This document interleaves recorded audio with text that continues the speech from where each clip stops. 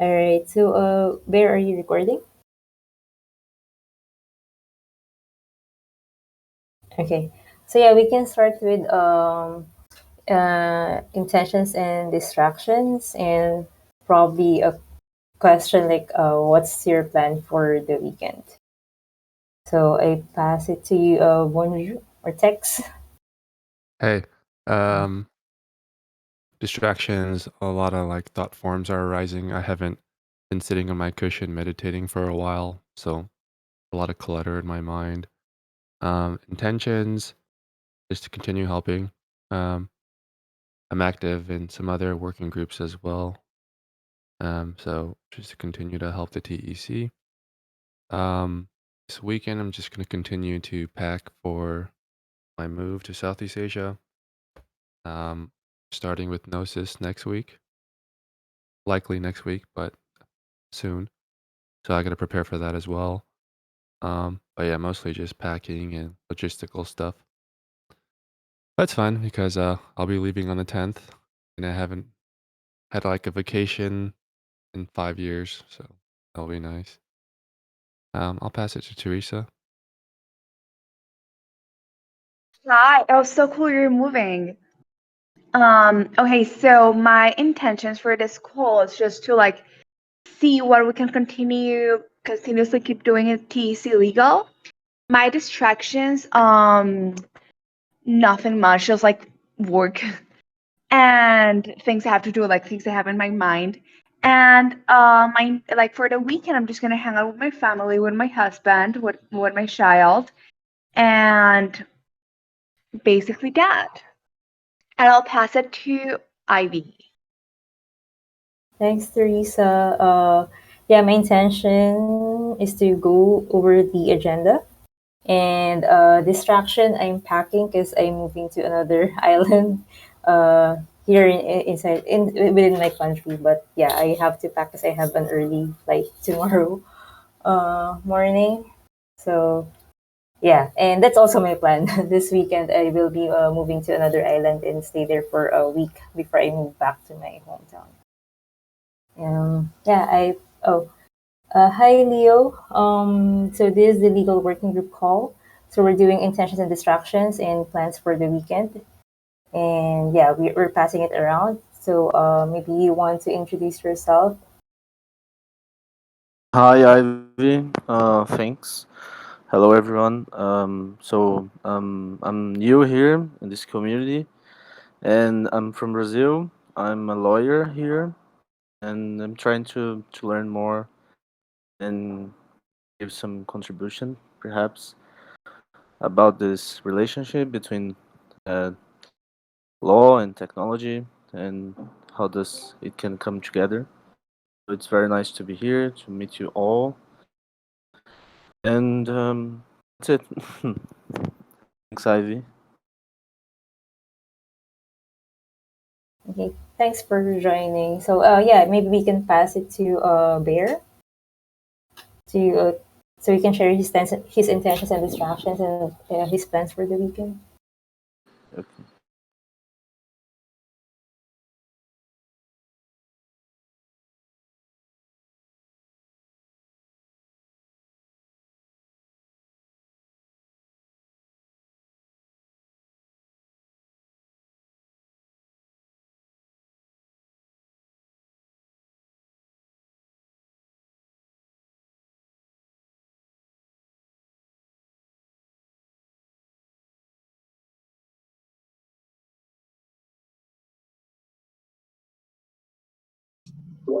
Thank you, Senior Bear. Hello, everybody. Apologize for just jumping in a few minutes late, but I enjoy this group and I had some questions for people that have been attending regularly.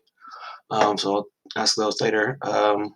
Intentions and distractions are ask the questions and try to contribute something.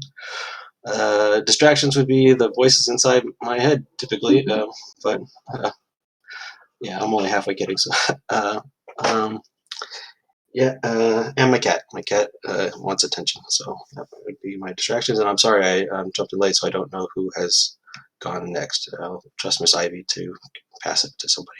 Thanks. Maybe we can pass it to Nats. Welcome, Nats, to a legal working group call. So we're doing intentions and distractions, and you can also share your plans for the weekend, and maybe you can also introduce yourself. Hey, Nats.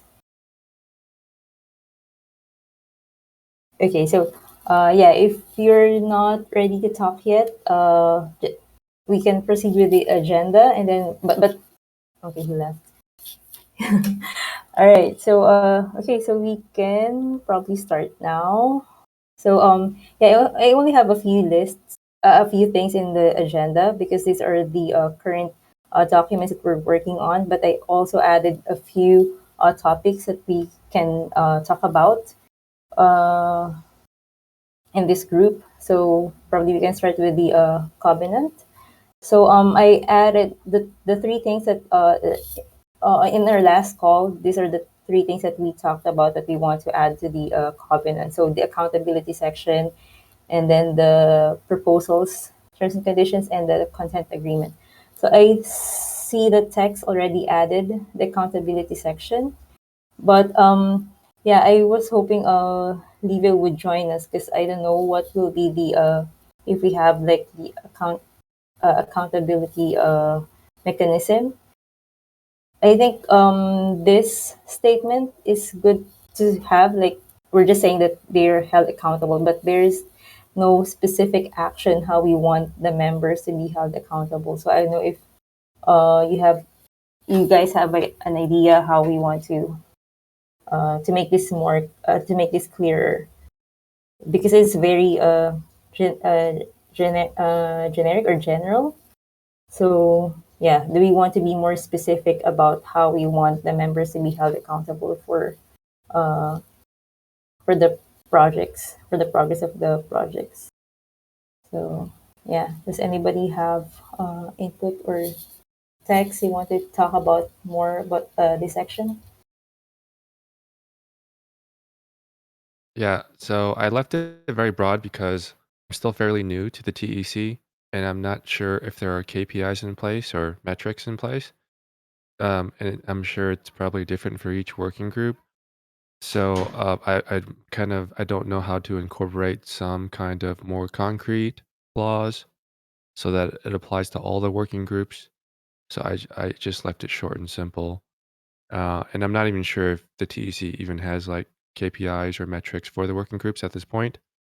Um, if they do have something that's of general applicability that I could incorporate, I could draft something that attempts to apply to all the working groups.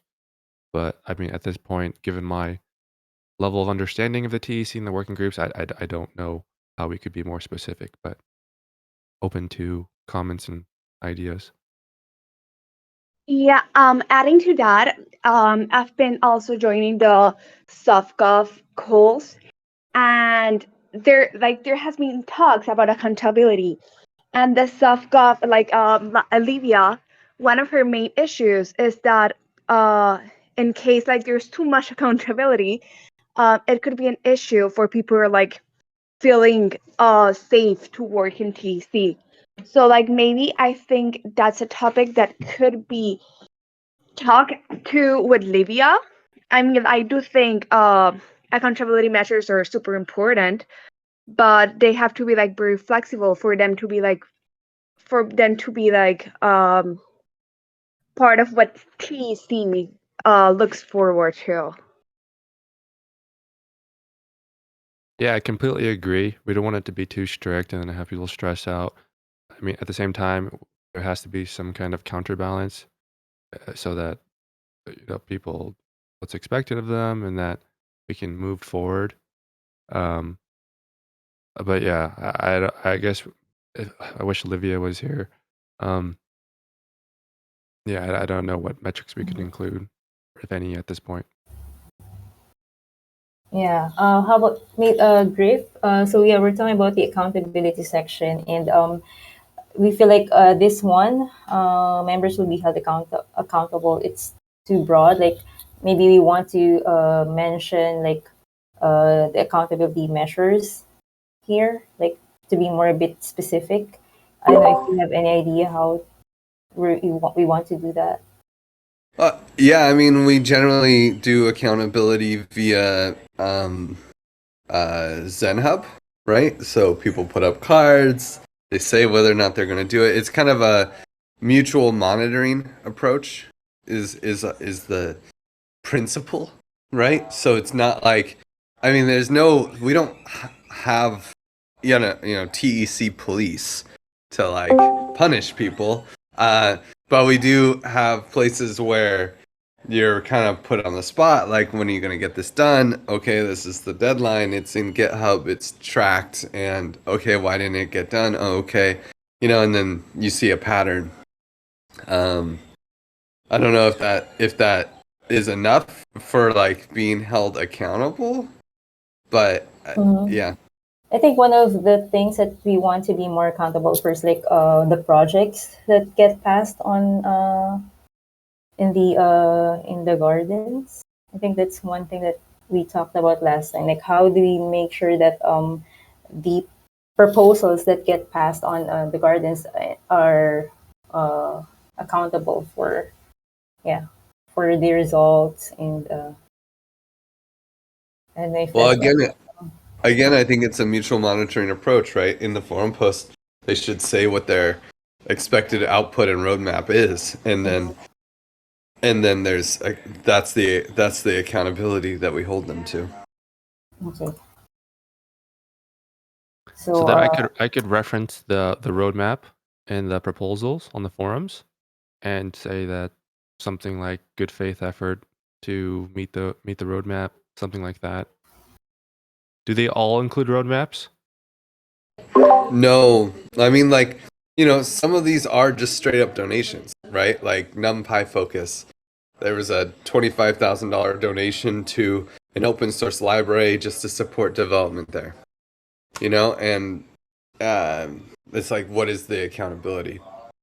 Not much. It's just like, let's support this.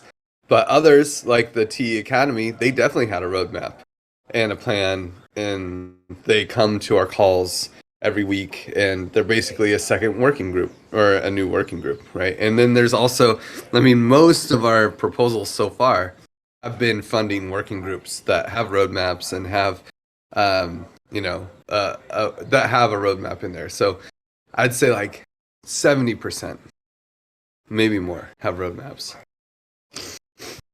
but Or very clear expectations at the very least, like the hatch, the physical metal hatch NFT. They had to make a real NFT. They had to make a piece of metal and mail it to people, and they did. Okay, so then I can write something to the effect of, if there's a roadmap or other forms of expectations, if applicable, then best efforts to meet those deadlines, something like that. And I remember we are trying. I don't know if it's been done, but I remember something like we are trying to revise the proposal template. I don't know if you want to require a roadmap for the projects for submitting proposals, or you want to I, consider that. I think that would be good, and more so though in SoftGov, we need to create like kind of a culture of expectation around a roadmap. Like, we can, of course, we need to put in the proposal template, but even more so, our approach is very cultural, and so if we want to adjust, if we feel like we're off base on this, like, one of the principles that we follow is the mutual monitoring principle, one of Eleanor Ostrom's principles. So when Olivia gets those metrics, I feel like they might even be in a forum post. Then those could be included, and it's the mutual monitoring principle that would really make a lot of sense. But we'll have to, like, beyond just getting it in the proposal template, I have to really like tell the voters, hey, don't vote for something if it doesn't have a roadmap. Or who's going to be the person who's going to call people out if they don't have a roadmap in the proposal,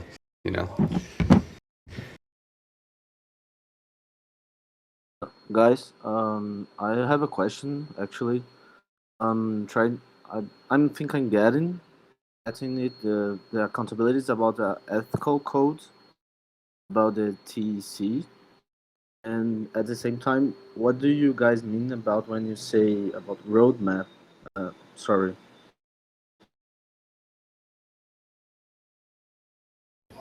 So when I say roadmap, I mean like someone goes onto the forum and they make a proposal. Hey, I want $25,000 to create a marketing team for the TEC, and here's what we plan on achieving. Here are some milestones and approximate dates, or at least some ideas of dates when those things will be achieved.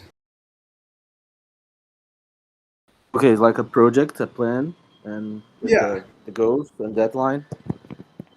Yeah, project plan. Okay. Yeah, it's like a project plan and a timeline.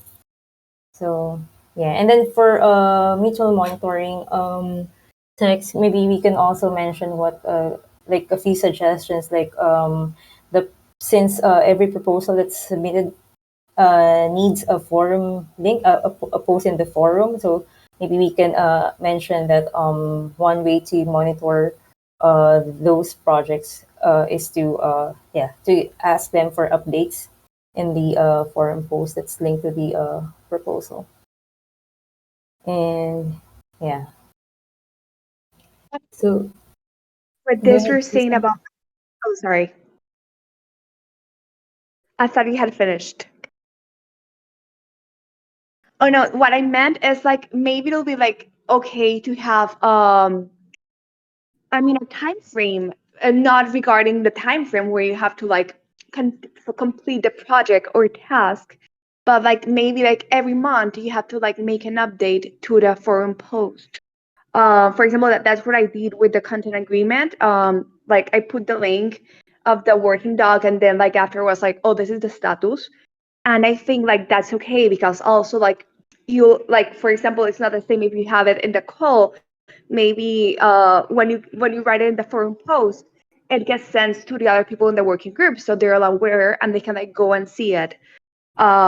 Maybe like that could be an option as well.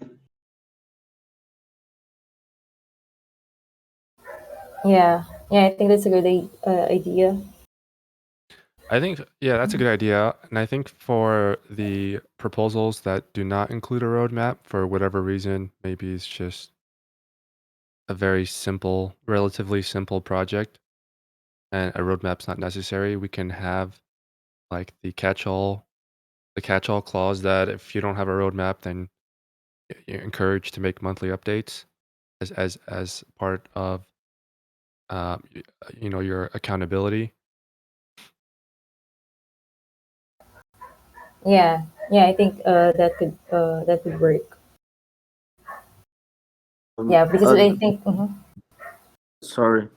go ahead, Leo. The monthly updates are is a great idea, and but what if a roadmap changes in the way of the project, and something has to be redone?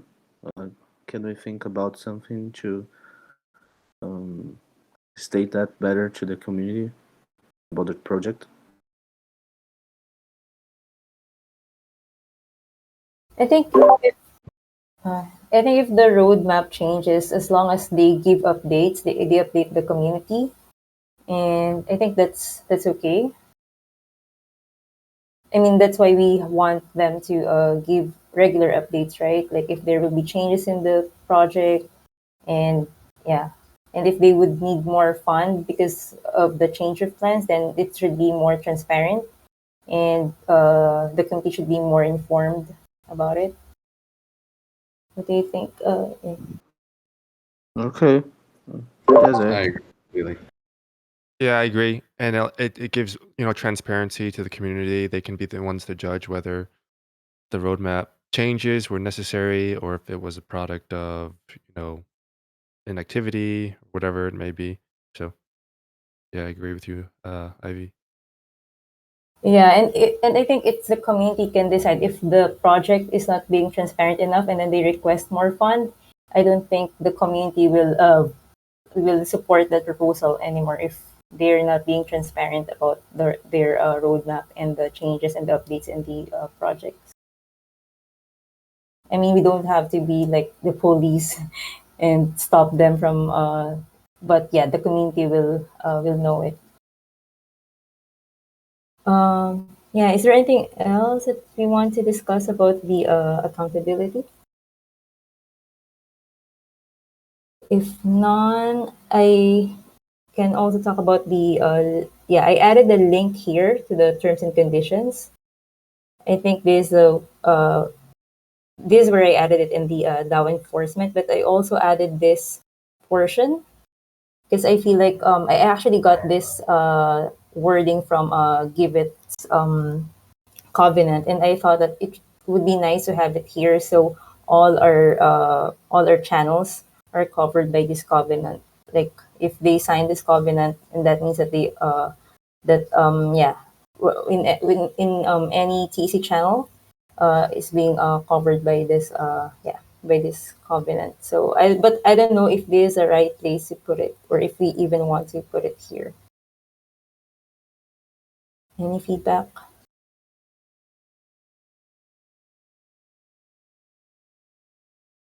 Okay. So I I think think it's I think it's fine. okay. Thanks, Teresa. So yeah, and maybe Livia will still also review this document, and she can also give her feedback if she thinks this is where it should be. But my problem is the content agreement. I'm not sure where I can insert this one, the link to the content agreement. But here I listed down the other platforms where we can put the content ownership. So we have the Discord. I already reached out to ViViV, and we can add a section in the Discord when people join the server. They have to sign something. So I will probably add a section there about the content ownership. And then on the in Gitbook,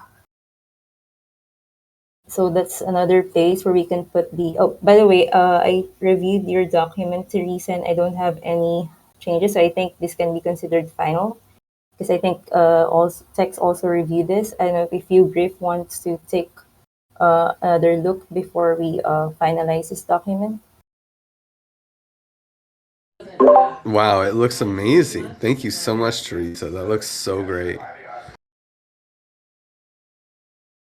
Yeah. Uh, So. I'm gonna have to delegate to you guys and trust on you to review it. Mhm. Okay. Yeah, I think Tex also reviewed it and gave his edits. So I think this is good to go. And yeah, my idea is to put it in Gitbook, probably in the collective agreements. I'm not sure if it is where we want to put it or in the legal section. What do you think, Teresa? Yeah, I'm not sure about that actually because I the collective agreements. Let me see which kind of documents. Let me just review it in the GitHub, and I'll get back to it.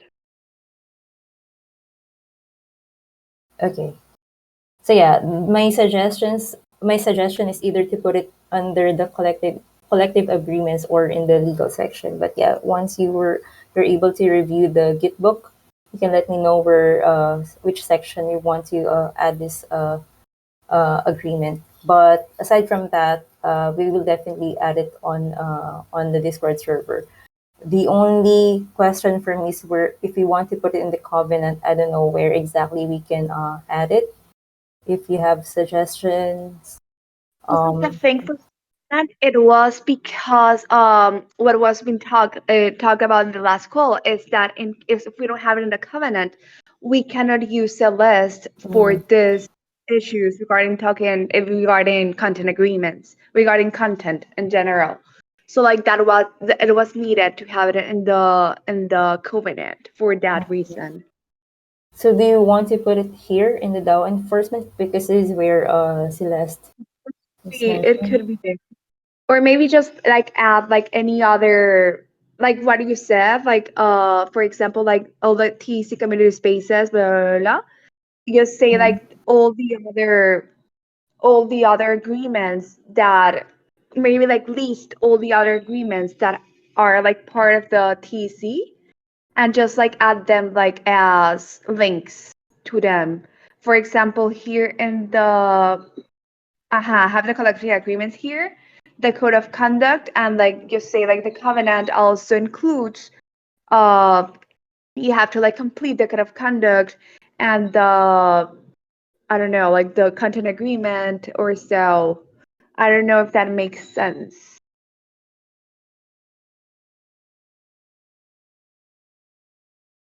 Yeah. Yeah, I was also thinking the same, like this is probably where I can add it in this sentence, but I don't know if it should be under decision making, because I Well, feel like yeah, yes, I don't think it should go under decision making, like that phrase you wrote, but I think it's a great phrase to have. And maybe, yes, that could be a place to add all the other agreements in TEC, just not under that section. oh, wait, which section we want to add the other agreements?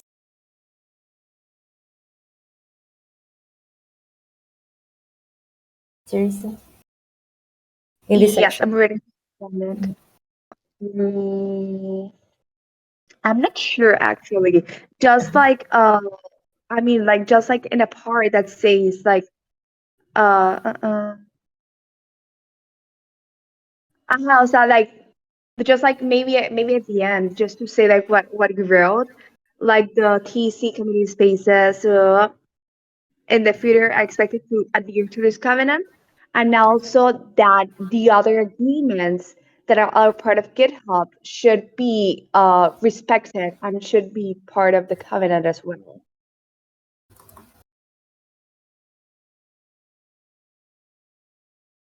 Okay. So probably somewhere here. Hmm.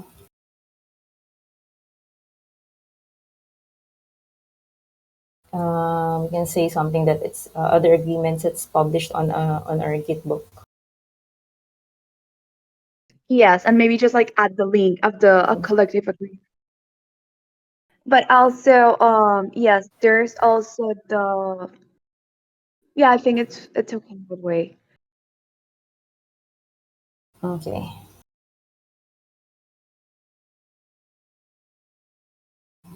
Okay. Thanks.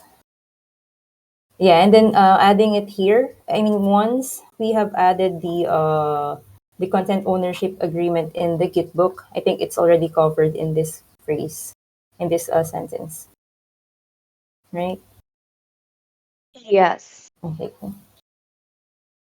So yeah, I think yeah, I got the answers to my question. So the other topics that I want to talk about, because yeah, I know we have lawyers here, so I wanted to ask you guys what if you see any other potential legal issues in the TEC that you want to be prepared for.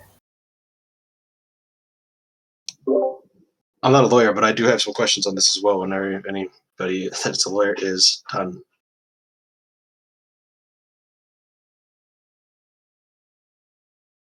So who's that? Was it Jean who's talking? Yeah, it's Yeah. specifically based on the terms and conditions that are currently up on the Gitbook, and I mean, if nobody else has anything to say at the moment, like I'm personally aware that I'm going to go ahead and squeal on myself that I'm in violation of one of the terms. So, being that I'm in the U.S. right now and I hold tokens and I've voted, I think once, I'm pretty certain once in the gardens.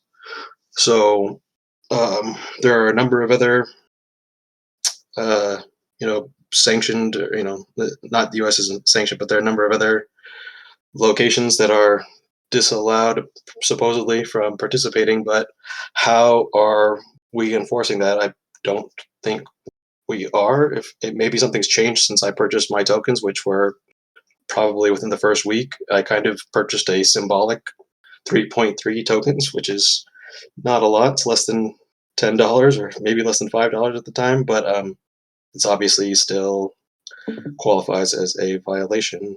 So are we using a geo IP sort of trap and enforcement mechanism, or do we have any VPN awareness? I wasn't using a VPN, I'm fairly certain at the time, so I was within a precluded territory, or precluded geography, and it's still and it's the US is obviously kind of bold highlighted in the terms and conditions, so that's kind of probably what we're most concerned about, even though the rest of them are obviously of equal concern. And possibly, I don't know if any of us have reviewed since the war in Europe began, but I'm not sure whether Russia would be now included in the list of sanctioned territories or precluded territories. I'm not sure what the relationship to Alderney is, or what the UK government's stance on that is at the moment, but that's probably the governing body that would dictate that particular aspect. But anyway, and just wondering whether the Wyoming DAO aspect would potentially mitigate that, or whether it's been suggested to me that we, those of us in the U.S. should have a personal LLC that we protect ourselves under, and obviously this kind of contested environment, I guess you could call the U.S. in terms of for the crypto aspect, is part of what Trusted Seed was built to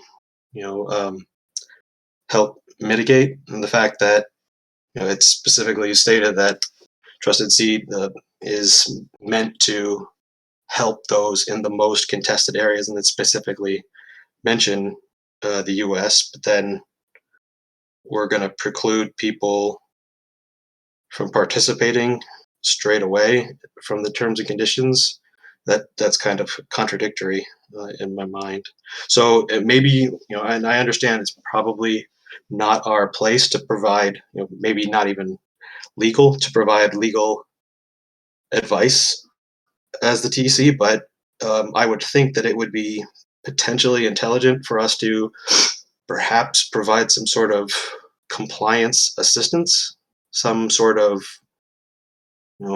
maybe referring to a third party that we have some sort of agreement with that could either provide legal advice or could provide some sort of, I'm not even sure what the legal gray area of that is, but friendly advice, or some aspect of essentially mitigating legal risk and potentially you know assisting the Trusted Seed in their mission to not have people exposed unnecessarily to legal risk, so that if ever we've reduced the likelihood essentially of ever needing to provide people with that. I think it's $10,000 worth of legal assistance. So kind of trying to save the Trusted Seed and Common Stack money, and obviously keeping people out of trouble. So yeah, those are my thoughts on that. Does anybody want to give their thoughts before I say something? Or maybe I can start. Regarding the Trusted Seed legal protection, I don't know if all of you guys are aware, or all of you, everybody in this call knows that if you're a Trusted Seed member, and you receive a legal shield from the Trusted Seed, from the Common Stack.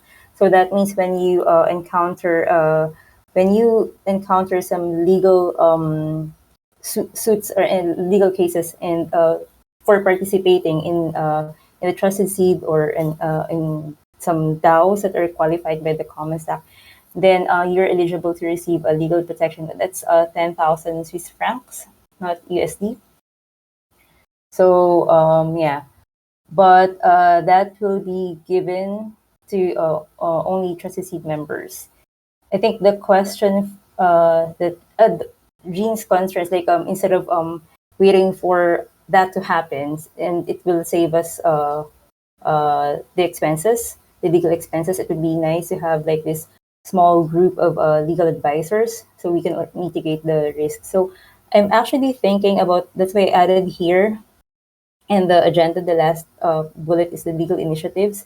I've been thinking about it, and I've been also proposing this to the to trustee that it would be nice to have like this circle of lawyers or like legal consultants that we can tap and anytime that we have questions, because the legal aspects in DAOs is still ambiguous, and especially that we are not registered in any jurisdiction, right? So it would be nice to have like a circle of legal consultants that we can ask about if we have like clarifications on that. So Exactly. yeah. And are we not though registered? And I mean, why are we adhering to Alderney if we're not registered in that dependency? The smart contract is we say that it's registered in Alderney, but the smart contract, but not the DAO itself. Okay. Yep. Understood. Yeah. So I don't know if any of you have some thoughts or additional feedback or input, or if you want to share something. Actually, I did read that, but I'm not sure about the cause. I think Griff would have had a great answer for that as well, but he left already. But I don't really have an answer for that because like that was done in the hatch, and there's like I did read the documentation that says all of that, but I'm not sure about the fundamento legal. It's probably something like tax related because I know like the common stack is registered or there's something that is registered as a Swiss association. Not sure if it's the common stack. I think it is because I saw like there was like this option for you to like be part of that Swiss association Yeah, if that's the you were part. Yeah. Oh yeah, that's a trusted seed. Yes, but I'm not sure. I'll be lying. Yeah, it's a trusted seed that's registered as a Swiss association, but the TEC and Common Stack are not registered in any jurisdiction. That's my understanding. And what Jean said about Alderney, it's the smart contract that we say that's registered in Alderney.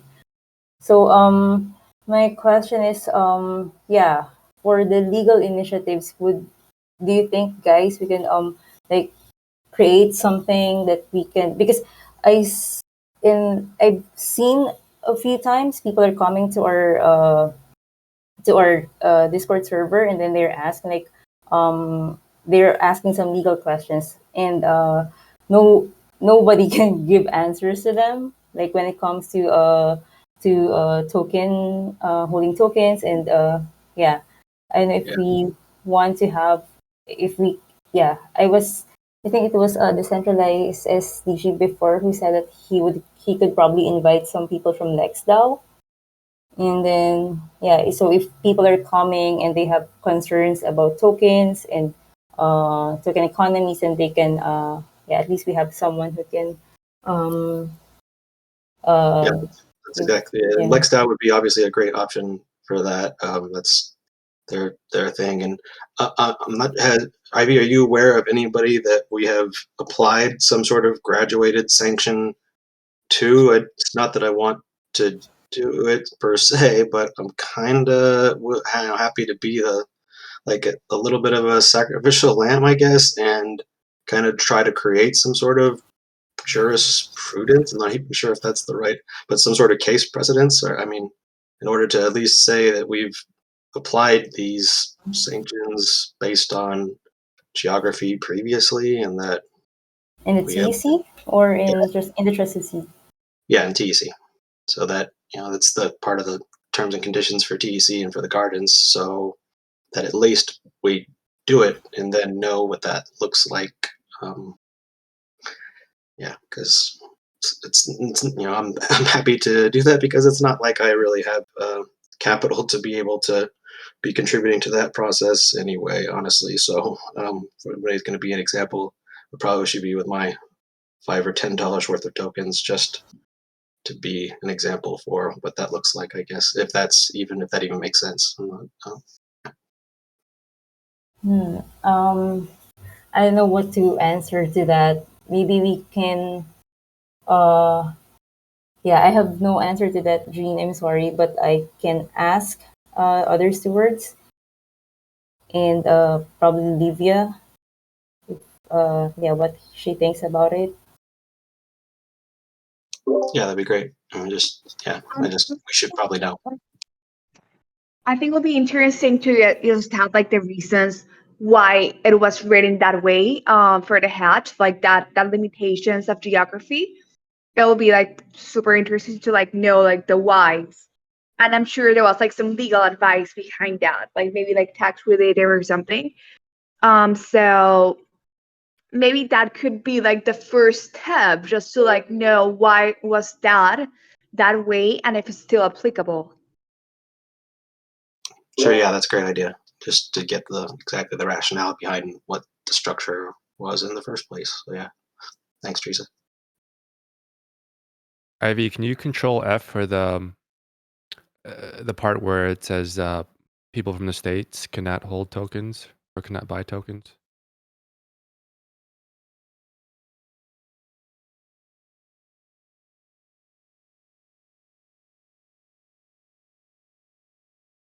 Hold on. Is it in a different document? Because I can't find it. I'm gonna drop it into the legal right now, and you can search Okay. for it. Yeah, but I remember there is a section like that because I also added it in the. I actually in the terms and conditions for submitting proposals, there is a section that talks about those states. This one, That's it. but this for submitting and challenging proposals in the gardens, not. But I think I got this So, text also from the Hatch terms. so is the site that it's referring to is the gardens site, not any, not anything else? I mean, I Yeah. guess that's what it's talking about. It's the proposals. Yes. Yeah. Okay. This the garden site because this is for submitting and challenging proposals, and we do that in the TEC garden. But Right. I know that the So that doesn't include voting on proposals. That just includes creating them and challenging them. yes, Okay. yes. But in the trusted seed, if you face a legal issue for just voting on a proposal, and then that will be covered. If if you will need a lawyer, and then you got sued for just participating in like just basically voting on a proposal, then that will be also covered by the legal shield from the trusted seed. But this particular terms and condition, this only for submitting and challenging proposals, and it doesn't apply on supporting a proposal. Okay. Thank you. Sweet. I guess I'm not in trouble. And but in the hatch, yeah, I think this text was from the hatch. So yeah, text. Is this what you're looking for? Yeah. Hmm. And you explained it very clearly. Thank you. Yeah. Um, Thank you. Apologies. Thank you for clarifying that. no problem. So so just want to go back to what you said, Jean, earlier. Do you still want me to confirm with Livia, and if you want to be like the sacrificial lamb and test the graduated sanctions, or Yeah, I mean, still happy to. It's still, even if I'm not technically guilty of Mhm. anything, it's still cool. Probably should at least go through that process and see what that looks like. So, Can you drop okay. like Hey, Pure Tayo. Yeah, can I say something? Good day. Sure. Yeah, I just saw a particular paragraph that you included a Central African Republic. Yeah, Central African Republic. No. Central African Republic beside Congo. Yeah. Yesterday, Central African Republic just accept passed into law accepting Bitcoin as its currency. So I don't know whether why it should still be there since they are accepting blockchain transaction Bitcoin. So that's what I'm thinking. I don't know. Is there any justification why it should still be there? These terms and conditions have was created like months ago. So thanks for reminding us. Yeah, I saw it in the news, but I don't know if that means that we can remove this country in this terms and conditions. So I will check with the lawyer who who recommended to add this statement here if we can already take out Central African Republic. But maybe Teresa or the other lawyers here know or have an idea if we can take that out.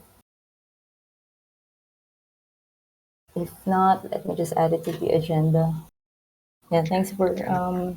I can verify it with him. No problem. Good catch. um Though I'm from Africa. I'm from Africa. oh I'm new here. I'm new. I'm yeah. new. So actually, even if at all Africa, we don't really have a legal framework for most jurisdictions in Africa don't have legal framework for uh, crypto or blockchain transactions or or let me just say regulations for blockchain. So we'll get there. We'll get there. At least Central African Republic is the second country to accept BTC. So we'll get there. Meanwhile, I'm from Nigeria. Nice. So yeah, you can keep us updated if there are news, and yeah, I will check verify this with the with Sean who recommended to add this in the terms and conditions. And now that he No problem. I mentions, will forward the link too. I'll forward the link. So no but problem. Thank you. he mentioned Nigeria is a contested territory for crypto as well, so it might be wise to actually add Nigeria. Um, Hello. Hello. Yeah, Hello. we can hear you. Yeah. Meanwhile, even if at all crypto transaction is not illegal in Nigeria. Most the central bank just they banned crypto transaction. So most individual that are into crypto they just do it into like peer to peer. Use Binance to do peer to peer transactions. So we as lawyers in Nigeria, we are still trying as much as possible for the government to work on a regulation or law to promote crypto. Though for now you can't do any crypto transaction with any bank. Such person's bank account will be frozen. yeah, that's all I was suggesting. Yeah, thank you for clarifying that as well, though. Yeah. You're welcome. Okay. So yeah. I will verify this with Sean if we can remove it from the terms and conditions. We still have we only have like 9 minutes left. I don't know if you have other suggestions or topics. Yeah, go ahead, Well, I Teresa. just think no, like I was just checking the documentation, and actually the common stack is registered as a Swiss association. I just found the articles of association, just to say that, to clarify that. And other than that, I think your idea to just have like a legal investigation or legal application, a legal something for like to provide the services to the TEC members. It will be great. I think that's a great idea. First, we have to like have clear all the information already that we have in TEC, all the whys and all of that, in order to proceed. And I think that could be linked to like something that I've been hearing around TEC. There's actually a new working group about like TEC not having like also it has to like provide new ways of funding because obviously like money, like people run out of money and companies and DAOs run out of money. So like one of the things they were saying at SoftGov was like for working groups to have like their own ways to like being funded. So like this could be also a way that the legal group could be like auto-funded, autofinanciado. Yeah, actually, right now, the legal working group doesn't have any fund. Our only fund at the moment is like the contingency fund in case that we need external legal support. So we have 10,000 wrapped XDAI in the legal multisig wallet, and yeah, we have this fund, and we will use it only when the TEC encounters legal issues and we need external legal support. So if we will need more funding, we can make a proposal. So if you, yeah, I think if we can justify the need for additional fund and where we will need that fund, I'd be happy to help you create that proposal, Teresa. Oh no, but I meant like Oh, yes, external, not from the TC, because like what's the issue is like TC's running out of money, of course, and the information the thing was like to like get like funds from outside TC. That was like the thing. oh, like a fundraising for legal working group. Is that what you meant? Yeah, I mean Like raise like funds? I mean what was being talked about was like different options where you know, like the TEC could like receive external funding and not to be like always like relying on the grants and the funds we have right now. It was just like something I was like being taught, and so I was like, well, it's super important to like talk about in the legal working group as well. And I think like this legal solutions you're thinking about like providing to TC members or so could be like a way to like I don't know, to like receive external funding, like maybe like I don't know, like for investigations, like for like I don't know, for like a grant for investigation from other part or like to provide services. It's just like an idea based on of what I heard that the TEC is running out of funds eventually. I think that your question is related to this issue. Like what will be the legal implications if we get revenues outside the TEC? Do you want to? Oh, here you left a comment here. So yeah, do you want to uh, lead this, Teresa? And I don't know if you want to uh, lead a discussion around this issue and or make a proposal or a forum post about this, so we can engage with the community as well. Is it what you were referring to? Other people in the group think this is something which should look at or not. That will be also like a great input.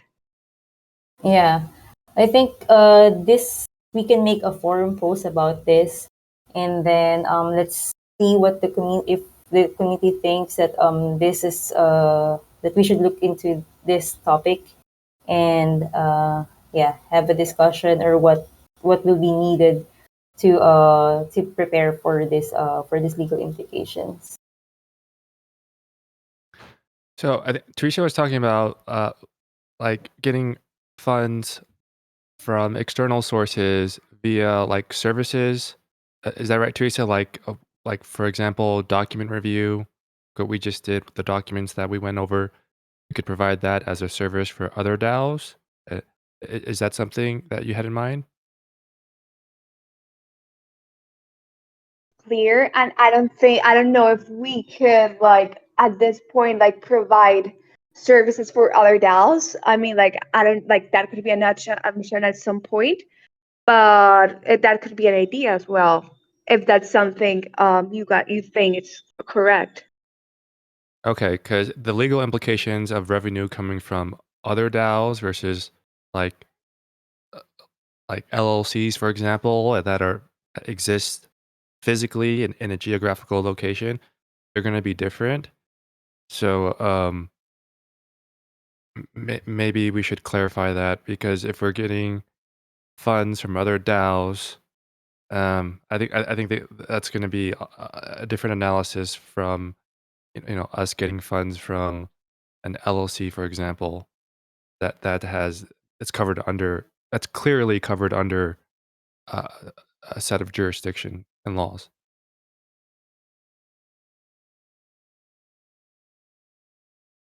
Okay.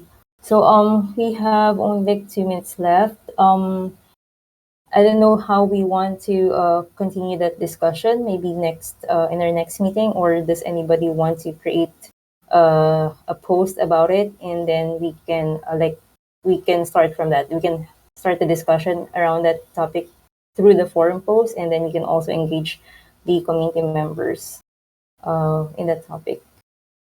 Does anybody want to take that on, or Like new working group that's gonna be focused on this issue. So like maybe we will like wait and see like what are the things you're gonna do for this week and the next week, and then just like talk about it again in our next bi-weekly meeting. Okay, cool. All right, so let's just continue the discussion here in the next call. All right, so I think does anybody have anything to we want to talk about, or you can just end the call. Just real quick, just out of curiosity, is so you said there's no funding for the legal working group aside from the contingency fund. Does anyone receive compensation retroactively? We can request for that. We already requested the retroactive compensation for the previous contributors. But if we want to, I think right now the legal contributors will receive a compensation through the reward system through praise. But if you want, but I mentioned in the legal proposal before that if we will need more fund, we can create a new proposal to compensate the legal contributors. So we can add that topic in our next next call. So as we're working on these assignments, should we be keeping like a billable spreadsheet of like how much time we've spent on task and a description of what we did in the event that something like the retroactive funding happens? We can do that, or we can like have a fixed amount.